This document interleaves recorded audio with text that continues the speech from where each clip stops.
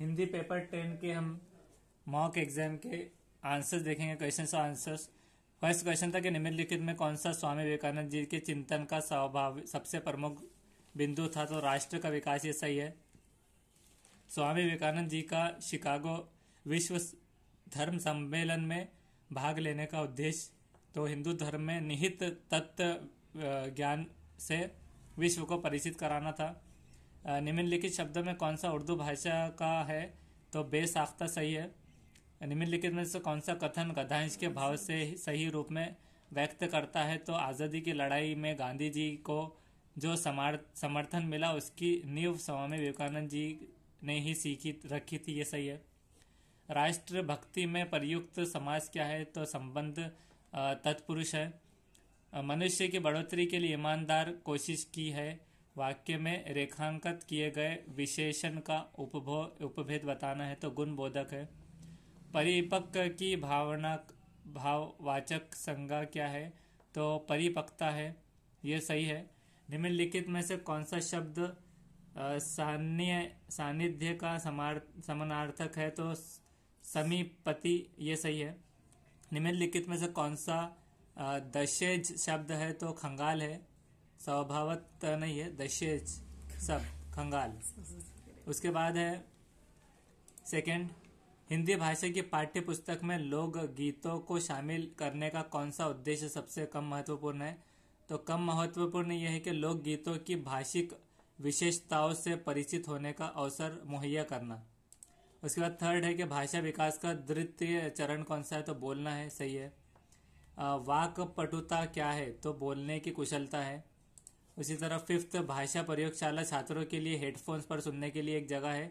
ये भाषा की किस आदत से बढ़ावा देती है? तो भाषण आदत है। सिक्स्थ है, व्यक्तित्व विभिन्नता के संबंध में सर्वप्रथम किसने अध्ययन किया था? तो गॉल्टन करना है, गिलफोर्ड नहीं है।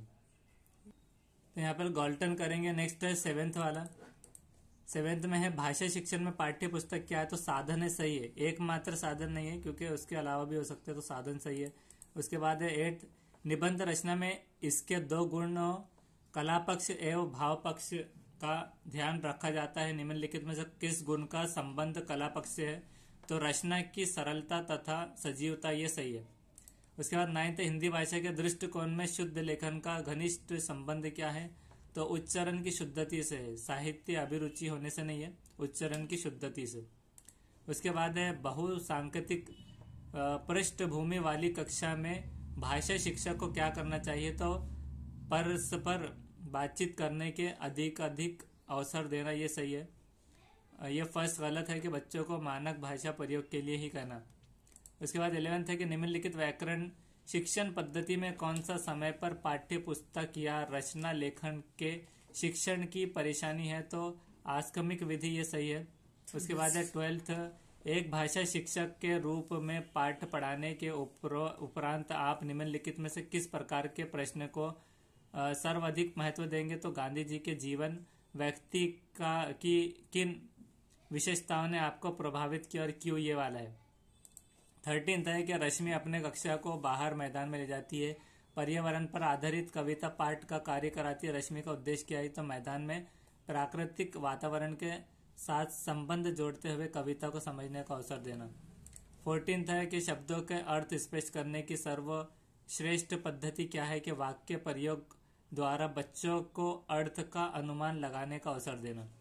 उसके बाद 15th है कि निगमन विधि से शिक्षा किसके लिए उपयुक्त है? तो उपरोक्त में से किसी के लिए नहीं, ये है छोटे बच्चों के लिए भी नहीं है और पौड़ अनपढ़ के लिए भी नहीं, किसी के लिए नहीं। नेक्स्ट है वाइगोट्स्की के अनुसार भाषा सीखने शब्दों को अर्थ देने में सामाजिक अंतक्रिया की भूमिका ने नकारा नहीं जा सकता, तो सही है। उसके बाद है हिंदी शिक्षण की दृष्टि से निम्न में कौन सी पद्धति छोटी कक्षाओं की अपेक्षा बड़ी कक्षाओं के लिए अधिक उपयोगी है? तो प्रोजेक्ट वाली सही है। 18th है, चौराहे पे खड़ा ट्रैफिक पुलिस का सिपाही हाथों में वाहन को आने के लिए कहता है, ये सांकेतिक भाषा है। उसी तरह भाषा के शुद्ध रूप को समझने और पहचानने में समर्थन बनाना ही व्याकरण शिक्षण का उद्देश्य है। ये कथन किसका है? तो पंग शंकर झा का है, पंग शंकर झा। उसके बाद है छात्रों की भाषा में रुचि का विकास करने के लिए उपाय क्या है? तो सिर्फ एक है कि समय आरोह आरोह तथा अभिनय युक्त आदर्श वाचन। उसके बाद 21 है, बालक मातृभाषा में सर्वप्रथम क्या सीखता है? तो बोलना सीखता है, सही है। और भाषा का प्राथमिक रूप क्या है? तो मौखिक नहीं, सांकेतिक ही है प्राथमिक रूप भाषा का। तो अब नेक्स्ट वीडियो में नेक्स्ट सेशन हम करेंगे। Thank you.